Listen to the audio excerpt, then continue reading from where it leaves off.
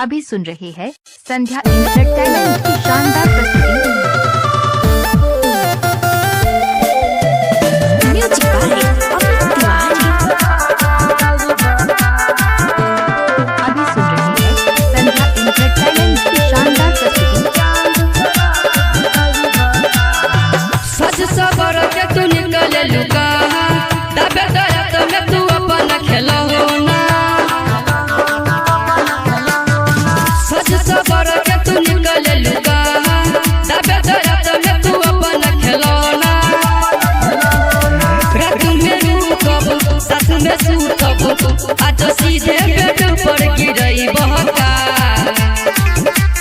सैया मोहम्मद आज सांस फूलई बका ले चांद पे रात बिताई बका। सैया मोहम्मद आज सांस फूलई बका ले चांद पे रात बिताई बका। अभी सुन रहे हैं संध्या एंटरटेनमेंट की शानदार प्रस्तुति। Music by Amit Tiwari. बचल उमर बाटे ये हम राजा करत रह छेड़ा खानी हो। बेबस बन के ना तू रही हो आज हम मिले रोजे हो। बचल उमर बाटे ये हम राजा करत रह छेड़ा खानी हो। बेबस बन के ना तू रही हो आज हम मिले रोजे हो। आज घर में होई कुछ हल में अही मदन के संगे सुतई बहका। सैया मोहम्मद आज सांस फूलई बहका ले चांद पे रात बिताई बहका।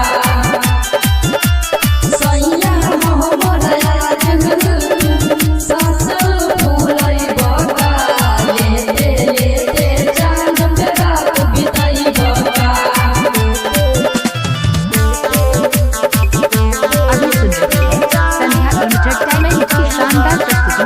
Music by Amit Tiwari. हम डर के यहाँ बेहली तोहराई घर हो। होठ पे कोनो निशानी छोरी हो न जान हो। हम डर के यहाँ बेहली तोहराई घर हो। होठ पे कोनो निशानी छोरी हो न जान हो। मदन मनाली छोड़ा कहानी संग सजा सरवन के सुतई बका।